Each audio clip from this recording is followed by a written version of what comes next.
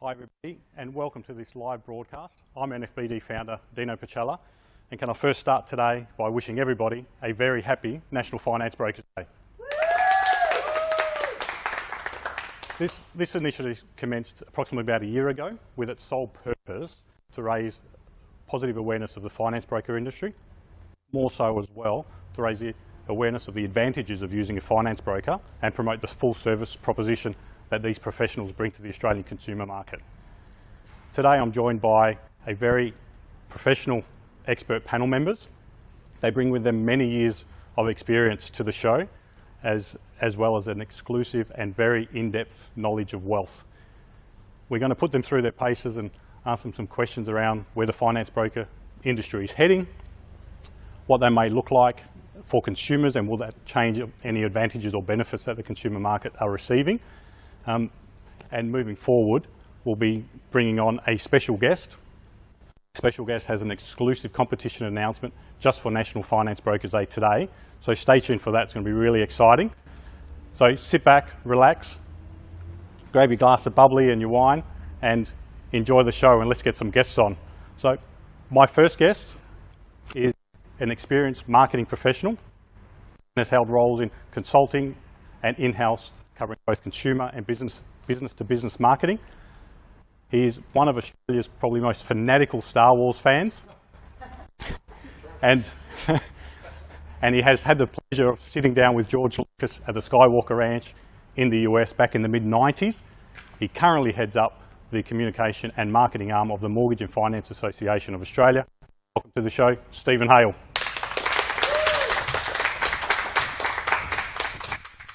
Welcome, Steve. Thank you. Take a seat. And my next guest was a co-founder of Wizard Home Loan back in the mid-90s, has more recently founded EchoFied, and which is a consumer platform where people can post questions and get answers from industry experts, all free of charge. This gentleman has also had an interesting encounter with a gentleman by the name of Doc, but we're going to tackle him a little bit more when he joins us on the couch. So let's get him on. Welcome, Paul Ryan.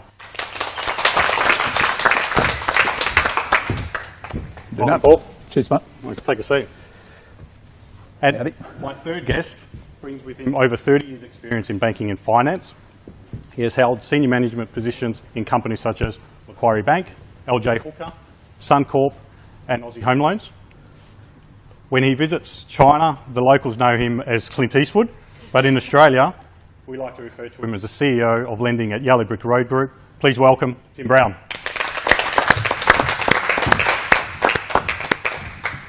Tim, welcome. Thank you. And our final panel member today has an extensive 37 years in banking and finance. He has held senior roles in Rams and Wizard. He has, in his earlier days, was a keen follower of the discipline sport of martial arts. So I'll be extremely nice to him today.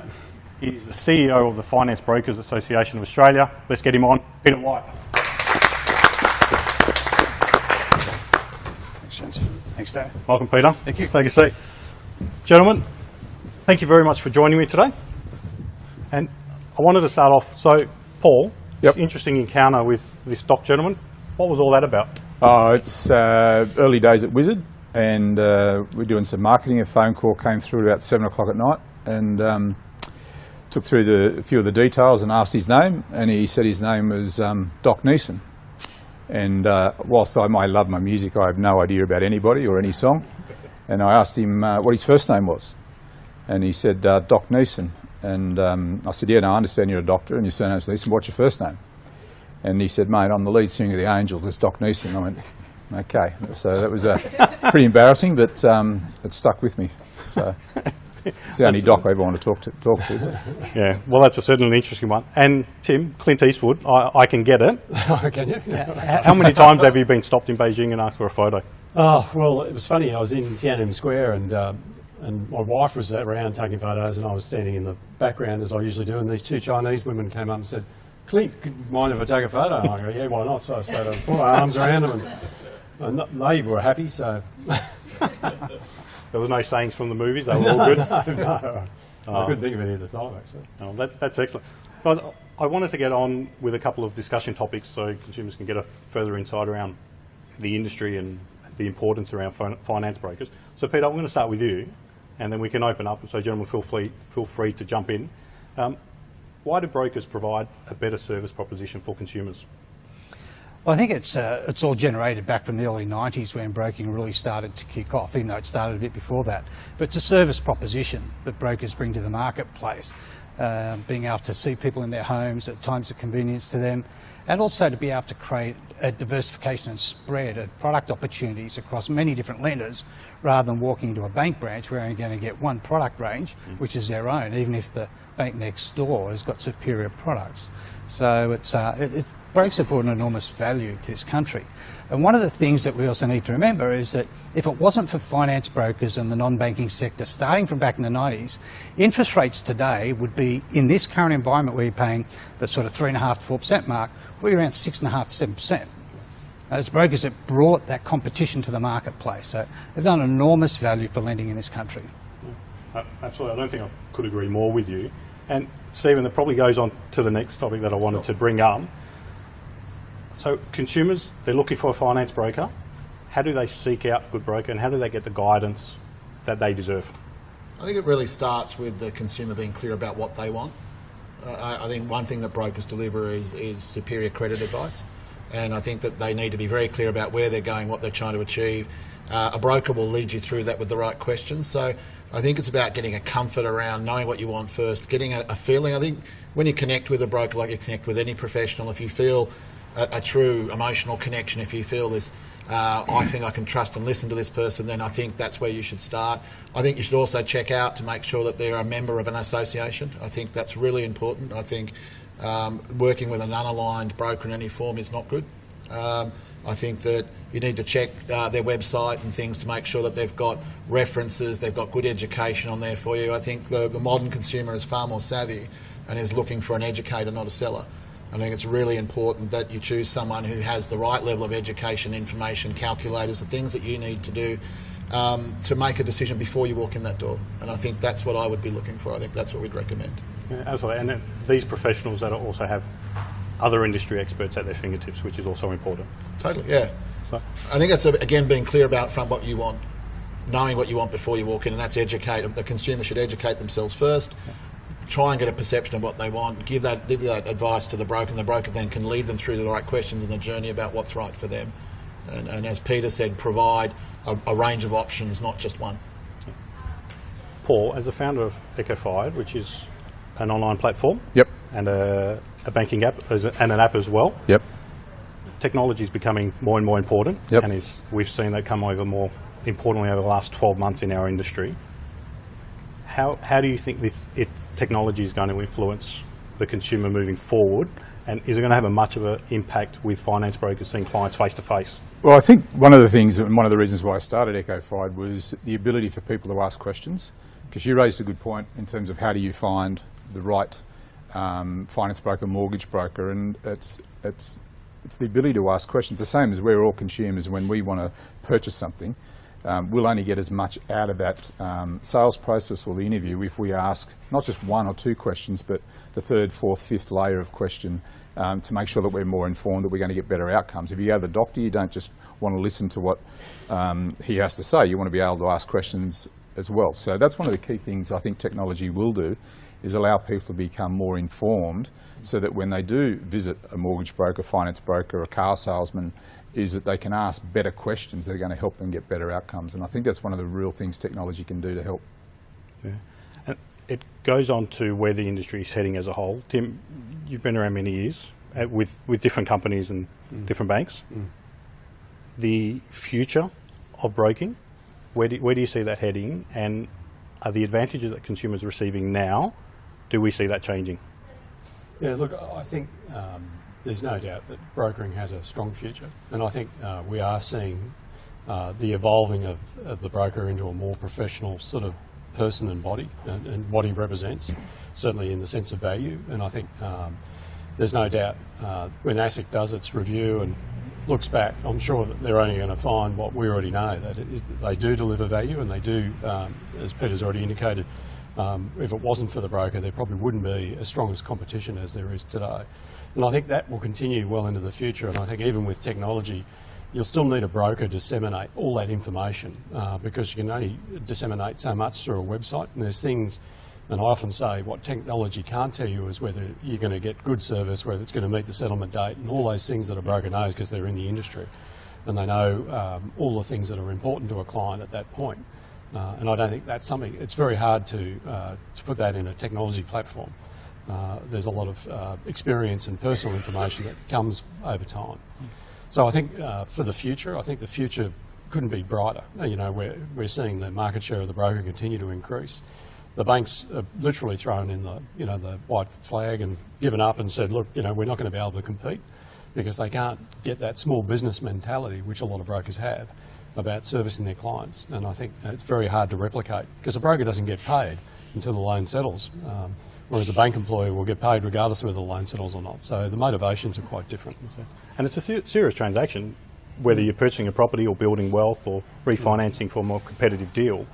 And so people want that expert in their corner leading them away. And I would like to see the broker evolve away from a transactional relationship to a more regular relationship so that they're actually close to their clients.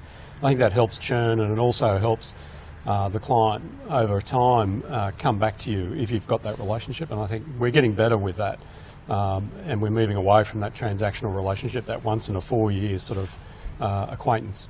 Yeah, absolutely. Gentlemen, I want you to join me in a segment called Finance Frenzy. So this segment is all about, I'm going to be asking each of you 5 questions, a mixture of finance and general knowledge. So I am going to put you through your paces. You'll have approximately 5 seconds to answer these questions, and either if you get the answer or if you get the question answer incorrectly or you run out of time, you'll hear this sound. And we'll move on to the next question. Peter, don't take that one, I need that. So maybe those, you might need a sip of champagne, those that are waiting. But so we'll start at the end, Stephen. Yeah. Given you're the furthest one away from me. Do I get all 5 at once? No, the first one will give you the general knowledge one. Yeah. And hopefully you've watched the Olympics or the opening ceremony. I didn't, but yeah. Okay, well you might get this by just in Brazil. Pure and educational guess. Yeah. Who was Spain's flag bearer for the opening ceremony? And he's a very well known Spanish sporting personality, if that helps. Was he a soccer player? No. So he's a golfer? No. All right, help me. I didn't watch it. I think that's too long. Sorry. I didn't watch it. He was a tennis player, does that help? No. Rafael Nadal. Yeah. Okay. So, the next one's quite an easy one. So, what day of the week does the Reserve Bank meet to discuss the RBA cash rate? It's a Tuesday. Correct. That one's right. And we can give him a round of applause, absolutely. Our next one on, can you give us a very short explanation of what capital gains is? As in the tax? Yeah. Okay. That'll do. Capital gains is the increase in value of the property which could be considered taxable. We'll take that. Nice and simple. The next one, Dolly Parton. I'm not allowed to give tax advice, so that's why I've been careful. It's not advice, absolutely. It's certainly not, it's just general. Dolly Parton had a 1981 hit with which song from the film or with the movie of the same name?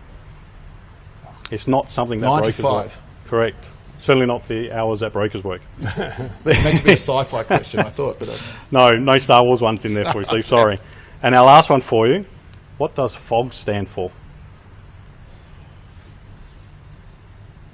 First Home Owners Grant. Correct. Sorry. Great. Well done. So I think that was 4 out of 5 for you, Steve. So you did well. I got 4 out of 5. You did well. I can acknowledge that. So. You did well.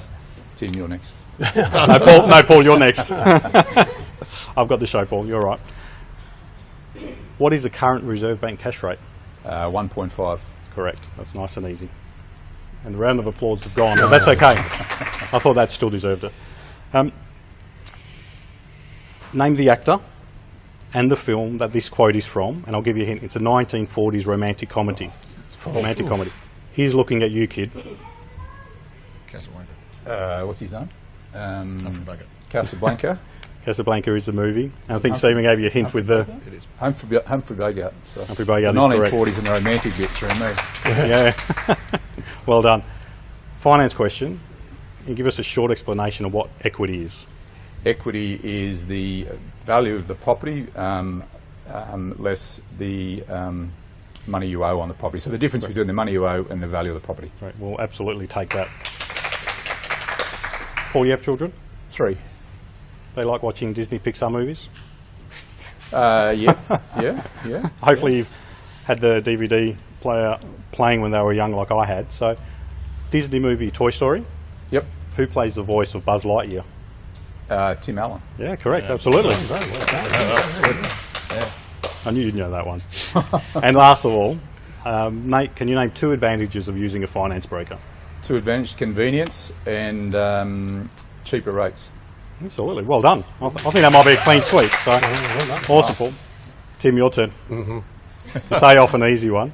What does LVR stand for? Loan value ratio. Yeah, correct. Well done.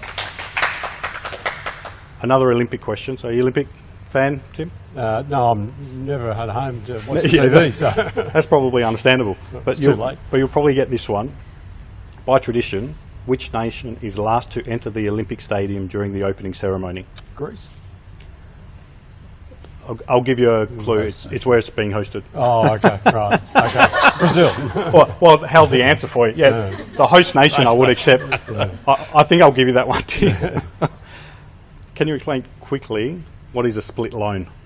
The split loan is where you give a customer an option to have a fixed and variable potentially, or investment and owner occupied. So, Wonderful. We'll take that. In which American city was Elvis discovered dead in 1977? dead in. So was it Vegas? No, and my buzzer's obviously gone, but Yeah. I still want to give it to you, Tim, because Yeah. I love the sound of it. Yeah. It was Memphis. Memphis. Oh, okay. Yeah. I thought that's where he was born. And died as well. Died as well.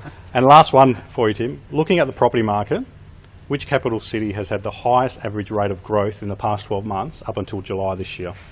Would have been Sydney. Yeah, correct. Sydney at 9.1 and Melbourne at 7.5. Right. So 4.5, well done. Peter, lucky last.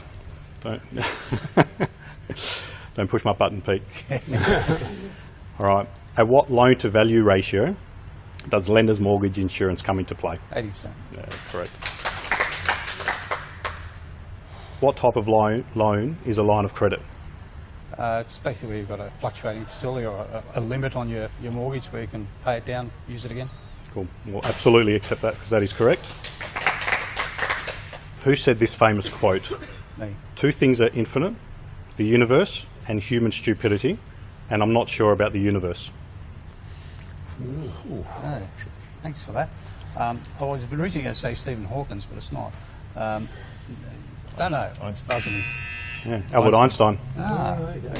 He's a little bit before my Mate, clap, time. you got it wrong.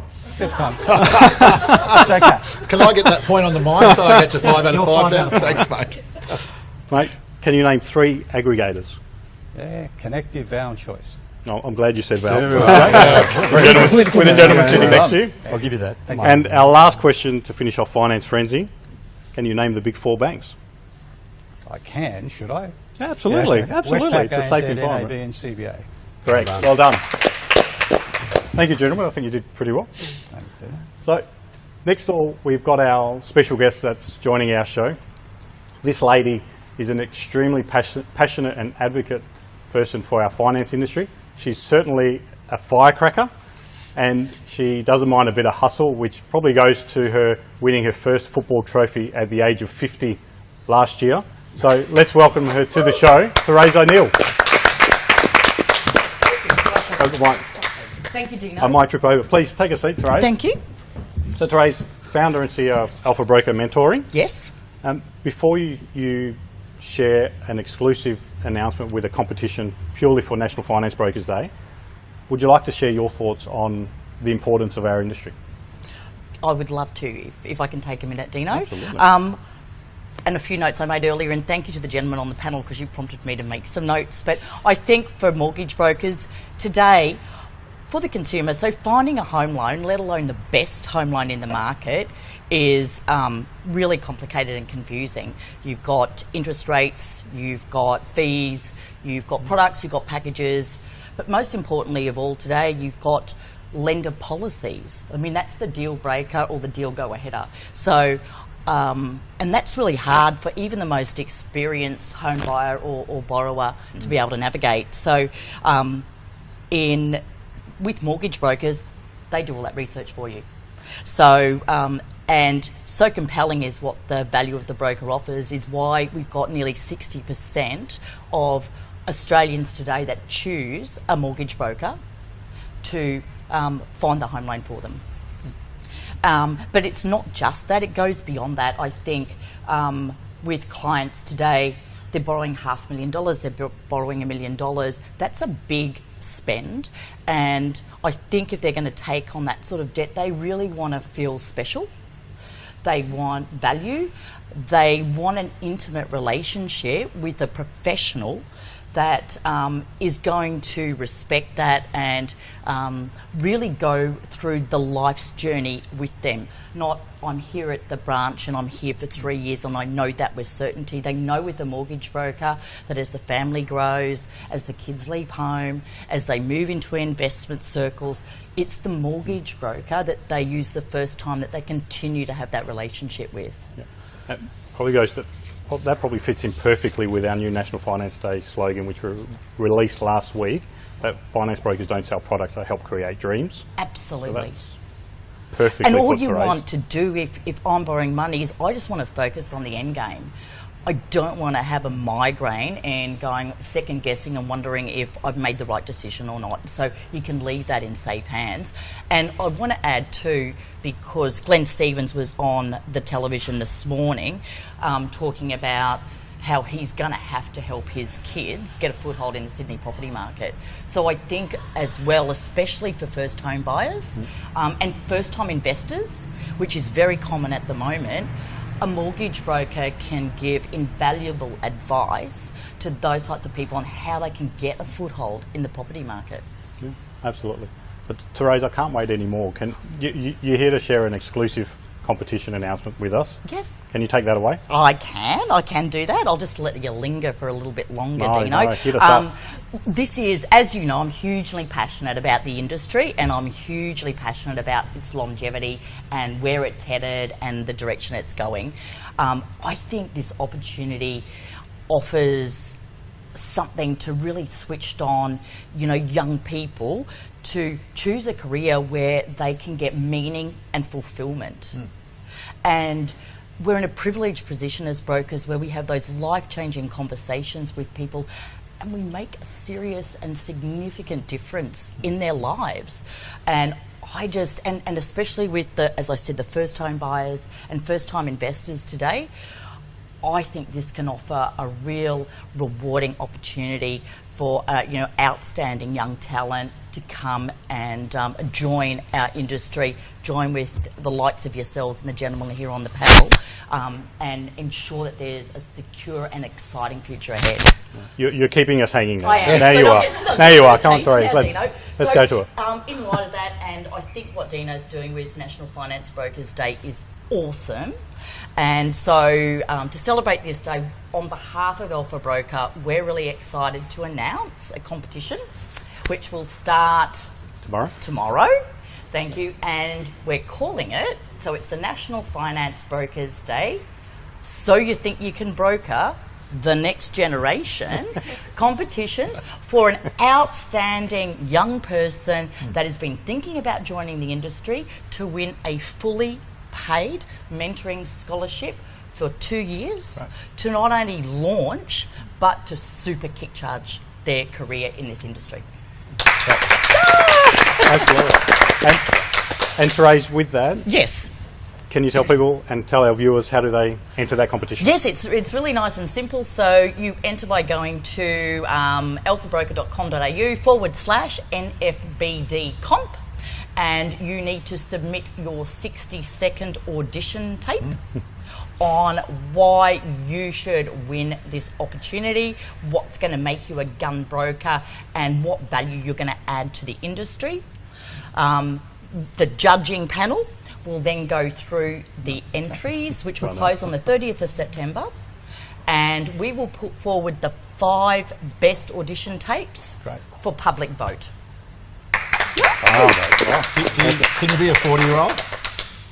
Well, you can if you want to, Stephen. Okay, Is there something I don't know about the MFAA? I'm lying about my age, Right, but I okay. thought it was seeing if it was interest. So. Could be anyone. Could be anybody. Anybody. Yes. The- as long as you've got energy and And we'll also and be passion. posting that competition on the NFBD Facebook page later tonight Yes. with the full T's and C's and the link to the Alpha Broker website, so people can check out the full terms and conditions of that competition as well. So stay tuned. You mentioned fully paid. What does that mean? It's salary? worth. Sorry. A salary. No, it's not a salary. So it's the mentoring scholarship that's fully funded. So that's going to save somebody about $17,000. And I believe Peter and Stephen as well, am I right, are also going to offer a fully paid membership with the respective industry organisations for the successful winner as well, which is amazing. Yeah. Yeah. It's an amazing competition. I can't wait to see some of these videos. There's going to be some real crackers come through. Yeah, absolutely. So, thank you, Therese, and please stay with us on the panel because Okay. we've had some questions come through on our social media pages from our followers, and I just picked the top 5, and I wanted to pose each of them, to each of you, and if you could just answer those for our consumer viewers and get a fully understanding on how they can tackle them. So, maybe we'll go back around this way. So, Pete, maybe we'll go with you. One of our viewers asked, if I was looking to buy my first property, how much deposit should I aim for? Sure. I'd recommend that anybody entering their first property should have about a 10% deposit. Even if you're borrowing 95% loan to valuation ratio, you're going to have costs and stamp duties and so on associated with that. So as a rough rule of thumb, 10% of your purchase price should get you in. Easy. Tim, somebody wanted to know, will fixed rates fall in line with the cash rate if it drops any further? Not necessarily. So generally, it is an indicator of where rates are going. So you could have a fixed rate actually start to go up when the cash rate's falling because the long-term view of funding might be that the next move might be up. So it's generally an indicator of where rates are going to go next. So it's something that you really need to sort of balance at the time. But I think in this environment, it's certainly an indicator they're going down. But I think future ones, it will hit a floor eventually. And when that bounces, that's when you know it's probably time to fix. Yeah, absolutely. Paul, the question we got in was, what are the benefits of paying my mortgage weekly opposed to monthly? Okay. So when you get a mortgage, the lender over the 30-year period or 25-year period, the lender will give you a monthly repayment, which will take into consideration interest and principal. So, and that's on a month, but the interest rate is, the interest is calculated monthly, but you're paying it daily. Is that right, Whitey? Calculated daily? Calculated daily, paid monthly. I always get those two When you mixed want, up. you want. So if you're making weekly repayments, it means you're eating into the principal more quickly and you'll pay off the loan more quickly. So you end up paying less interest and you own the home in a shorter period of time. So it's a good idea. Yeah, well put. Another rate question, Steve, that's probably a hot topic at the moment in the market. With rates so low, should I now be fixing my loan? I think it really depends on, are your circumstances going to change? Are you looking to a family, whatever it may be, that may change your circumstances? Do you have a 3 to 5 year type plan around what you're going to be doing next? And that should influence. But I would talk to your broker first. It's not something you can answer in a straight way and say it's individual. There's a lot of hoo-ha in the media saying you should fix immediately now. A lot of people are in fact doing that, but I would say look at your individual circumstances, talk to your broker and get that credit advice because they're more experienced in this than any consumer would be in general, and I would bet that's the best possible path to take. And definitely worth seeking the advice or the guidance from your finance broker because Totally. those fixed rate products have different And options again, and be different honest about structures your along with it. circumstances. Hey, we're about to plan a family. Correct. We're going to lose an income, we're going to have a child, we're going to have additional costs. Should we be fixing or should we leave it open? And that's really something that you need to talk. I'd get that advice because it is complex. Absolutely. Therese, we had come in and it was questioned up in your opinion. Yes. What are 3 things that a successful broker should bring to the table? They research the market for you. They bring really good advice and knowledge. And also a broker should bring to the table a genuine care and passion for the client and be there with them for the long term as they go through their life's journey. Excellent. Can I just add on that? Communication, I think, is a big thing. Yeah. It's one of the things that I think is really, really important for, as Tim said, it's not a transaction. it's something you want them. And you often hear when you ask people questions, who did your last home loan? And some people, they can't remember. So it may be that they just can't remember, or it may be that they lost contact. So it's really important about communication, and with everything, with all the tools available these days, there's no excuse for not keeping in contact. So a consumer should most definitely ask, how often will you communicate with me?